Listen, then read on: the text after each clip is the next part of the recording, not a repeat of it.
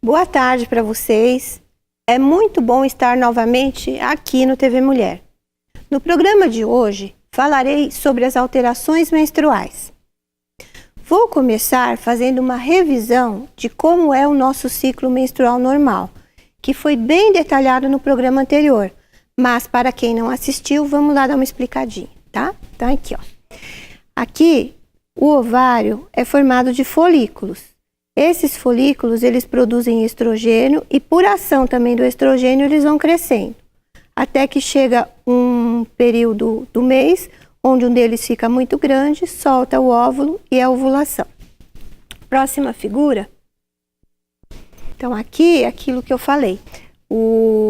Na primeira fase do ciclo menstrual, que é a fase proliferativa, os folículos vão crescendo progressivamente por ação do estrogênio que está alto e ao mesmo tempo eles vão produzindo estrogênio.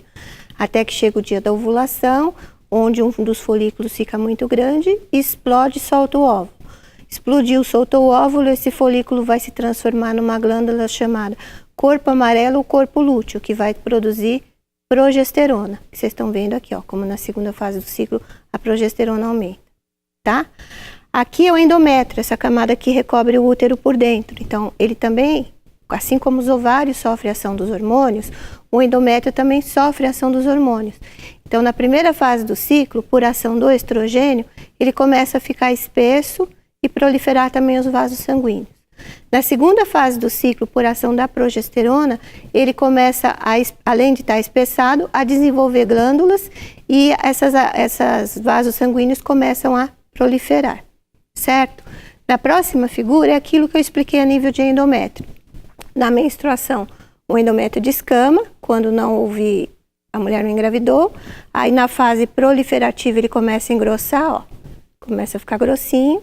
Na fase secretória, começa a desenvolver glândulas nesse endométrio. E chegou aqui por volta do 21º dia do ciclo. Se a mulher não tiver engravidado, os níveis hormonais caem, fazendo com que esse endométrio descame e ocorre o sangramento, que é a menstruação. Agora que eu já expliquei para vocês como funciona o ciclo menstrual, vou falar das alterações menstruais que podem ocorrer em qualquer fase da vida da mulher. A irregularidade menstrual pode se manifestar como metrorragia, que caracteriza-se por perdas sanguíneas uterinas fora do período menstrual. Hipermenorragia, que é o aumento da quantidade e da duração da menstruação.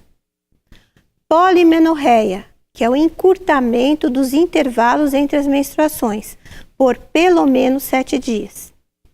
Sangramentos pré-menstruais, que são pequenos sangramentos contínuos ou não, que precedem a vinda da menstruação. E tem o sangramento na ovulação, que é um sangramento que ocorre no período ovulatório e que geralmente é de pequena quantidade. Foi um monte de nome difícil, né, gente? Mas vamos explicar um por um.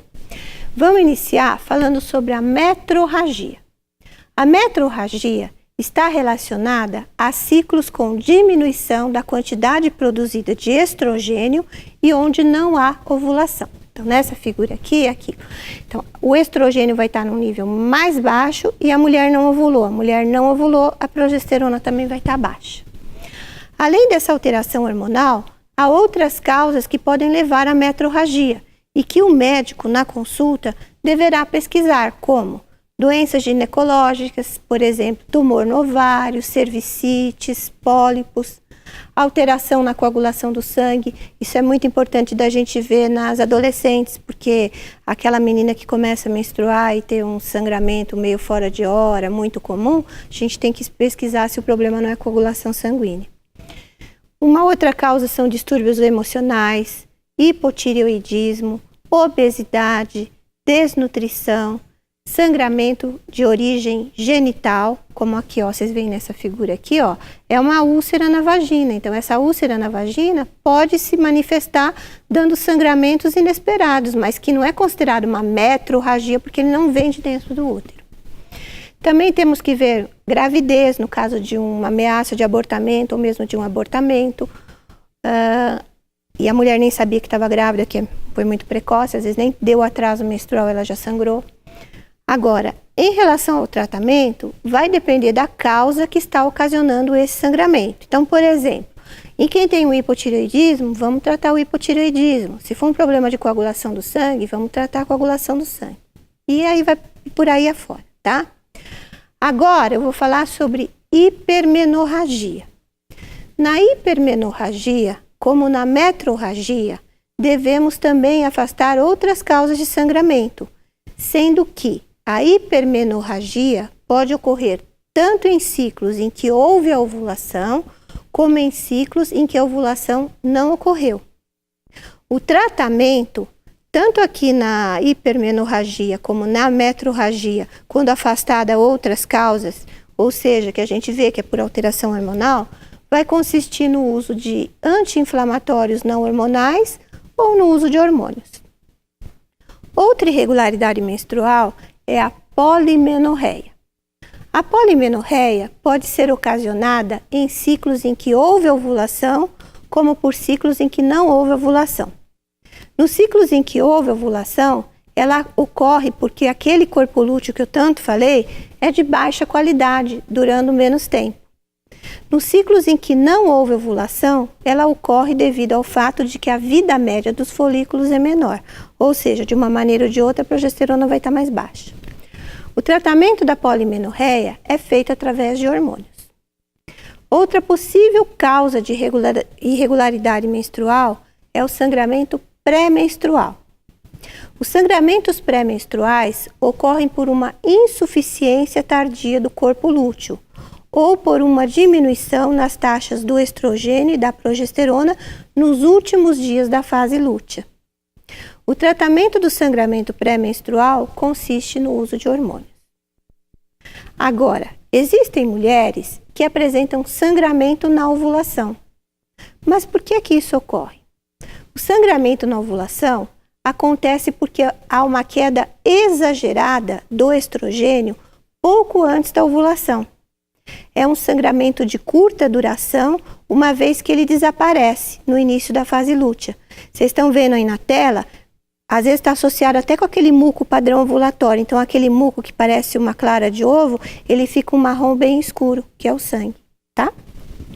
Nesses casos, não há tratamento, uma vez que ele se cura espontaneamente, razão pela qual devemos explicar e acalmar a paciente de que está tudo bem.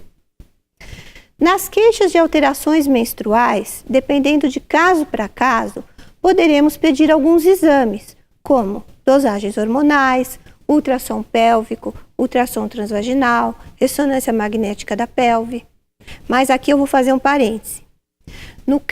Naqueles casos em que a irregularidade menstrual é devida à imaturidade do eixo hipotálamo hipofisário, que aqui, ó, nessa figura, como eu falei, ó, nós temos o hipotálamo, que faz parte do córtex cerebral, que estimula a glândula hipófise, que fica aqui no meio do cérebro, que vai produzir 2 hormônios, que vai estimular os ovários a produzir mais 2 hormônios. Esse aqui é o eixo hipotálamo, hipófise, ovariano. E essa imaturidade do eixo hipotálamo, hipofisário, ovariano, que constitui a maioria dos casos de irregularidade menstrual nas adolescentes, nesses casos, nós devemos tranquilizar a mãe adolescente. E, se o sangramento for exagerado, o tratamento é realizado através do uso de anti-inflamatórios não hormonais ou através do uso de hormônios. Caso contrário, devemos apenas observar a sua evolução, pois pode ser que naquele ciclo ocorreu um sangramento abundante, não voltando a ocorrer novamente nos próximos ciclos. Bom, gente, aqui termina o TV Mulher de hoje. Desejo a vocês uma ótima semana e não se esqueçam de cuidar bem do seu corpo, porque ele é o seu maior instrumento. Se tiverem sugestões, enviem para o e-mail que está aqui na tela. Tchau!